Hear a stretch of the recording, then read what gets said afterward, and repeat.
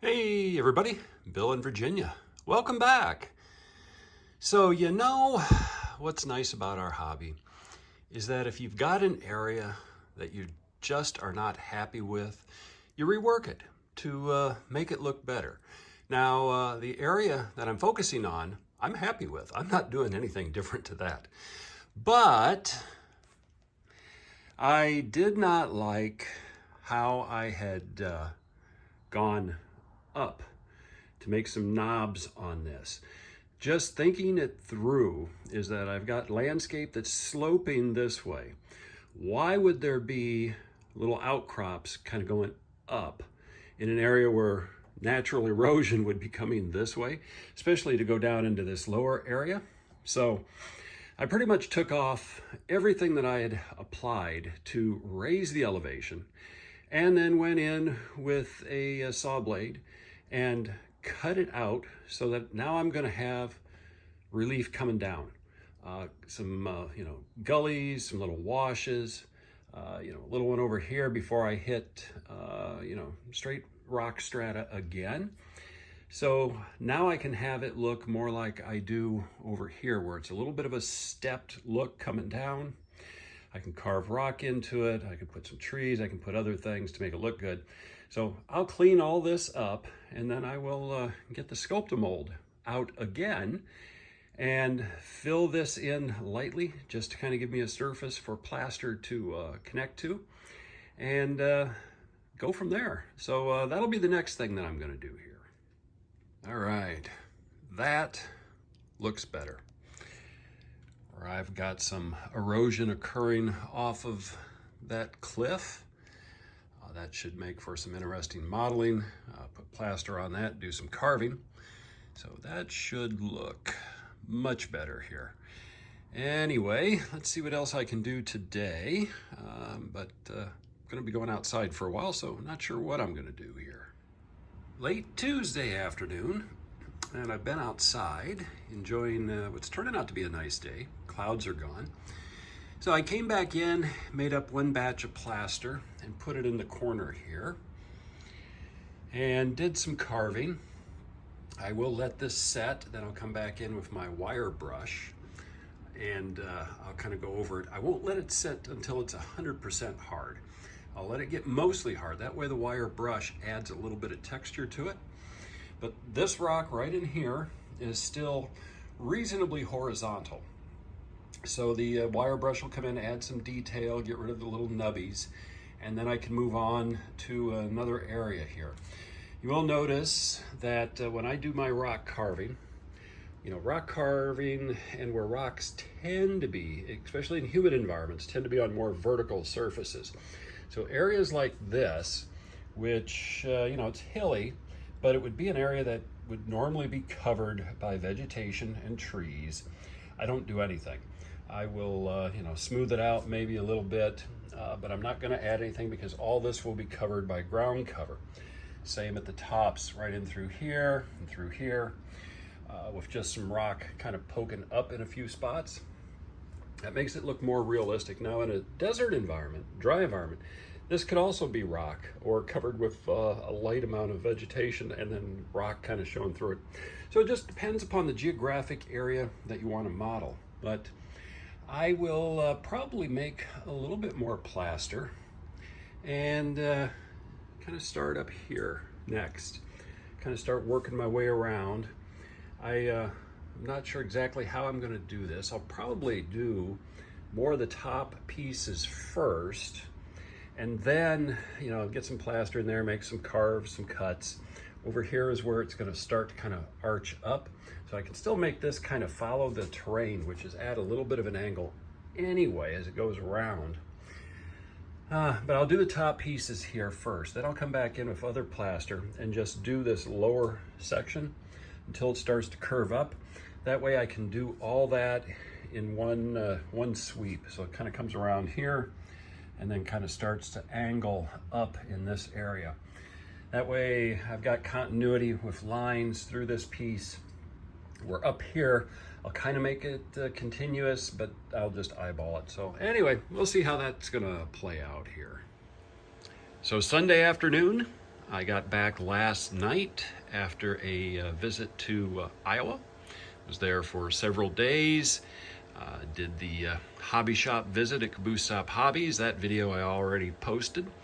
Got a large box of material that I shipped myself. That should come in here in a few days, so we'll do some video on that once that gets here.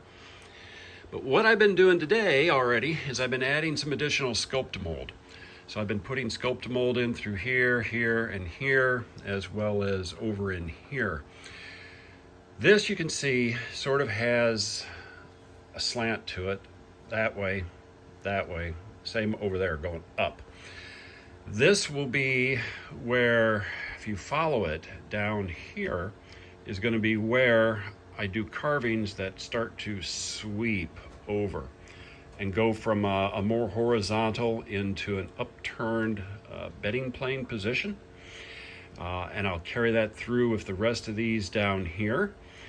And the same over here. So just to kind of add some geology and some geographic difference in, so it will add some interest as I'm moving.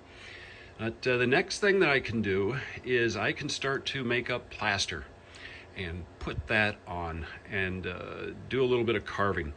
I won't need to do too much up here. I'll put the plaster on. I'll use the putty knife to kind of smooth it so that I get rock faces that are sort of this direction. I will do a little bit of carving on the edges to show again that curve. Down here I'll be able to do a lot of carving. So I'm going to kind of start up here, get some of that done, then I'll be able to continue the pattern down here once I get to that point. But let's see what else I can do here yet today. Plaster and rock carving commences.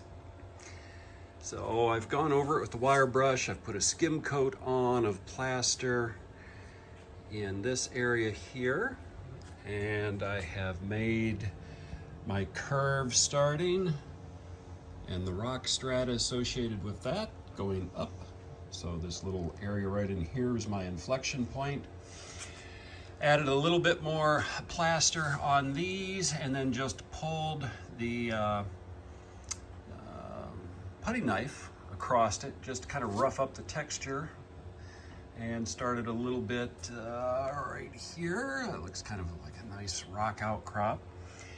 So I'm going to get a little bit more plaster mixed up just to kind of cover in the area around the portal, and then clean up my nubblies, which I got a lot of nubblies. What I did find is that my Sculpt-A-Mold had thoroughly dried while I was in Iowa, and as soon as I'd put a skim coat of plaster on, sucked the water out of it so that it actually made it kind of crumbly, which in and of itself is okay. I just got a bit more of a mess to clean up here, and it's given me a transition of texture from over to here, which should actually look pretty cool, I think, once I get it stained. And I might be able to stain this general area yet today. I will clean it off, vacuum it up, and then just kind of let it dry a little bit. But I should be able to do the corner here, a continuation of there, at least up to the tunnel portal with the stain. And then we'll go from there, see how that looks. All of the little crumbles have been vacuumed up, and I'm ready to start doing some staining in the area immediately in front of me here. Got my materials set up. I've got my 3 colors of Barathane that I use, paper towels, and my little brush. So this next clip is going to show these colored. All right, these rocks are now stained. So it didn't take too long, and you will notice some of the stain is on the fascia, which I don't care because I am going to paint the fascia. At some point down the road, it will be a dark forest green. So anything that I get on it at this point, don't care. It's gonna go away. So right there in the middle, that's the seam between the 2 different pieces. Some good continuity from along there. Kind of coming around over here. Rocks and more rocks. You can start to see what I was talking about for the curvature. I've taken the lower rock units and bringing them up. So that worked pretty well coming around that hill. Got that up to the tunnel portal. And that is mostly stained. I will come back in. I still got to do some additional on the inside. Kind of see where the color ends, but I'll just use some paper towels and blot that on at some point down the road. Then I also came up on the surface here, and you can see again reasonable continuity where that's coming up, coming through here, and that's sort of that line right there of how the rocks would look at the surface. So imagine this would be a tight fold, you know, just post this area here where this strata would start to go up to, and then erosion has taken it away. So anyway, this whole area now is ready to go on to the next step, just like what I did over there. So I'm going to continue to work more plaster over here, get that, and then I can do some additional staining. Same thing over this way, but I will start painting ties in this area and paint the rails, and then I can start doing more on top. But it also means I've got to start making trees. I've got to start making a lot of trees.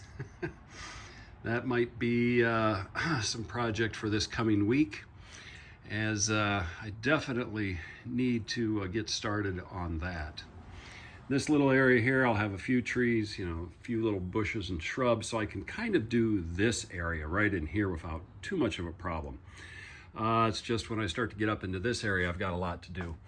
One thing I will do is I will come in here and I will stain this probably yet today as well.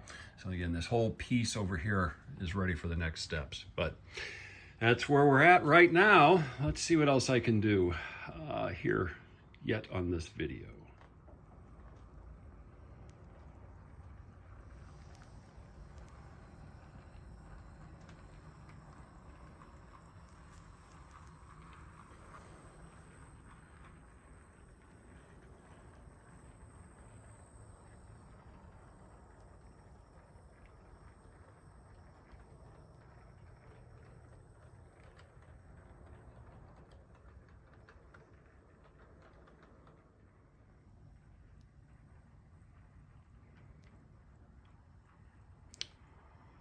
Well, I think this will be the last clip for this video here. It's long enough. But we can see as I'm going through the new scenery. Engines run really well. So next video should have a good start on this area, I think, for scenery. I'll focus on getting the track painted and then get started on some of the other things here. So trains are running. I'm a happy camper. Anyway, keep having fun on your layouts. Until next time.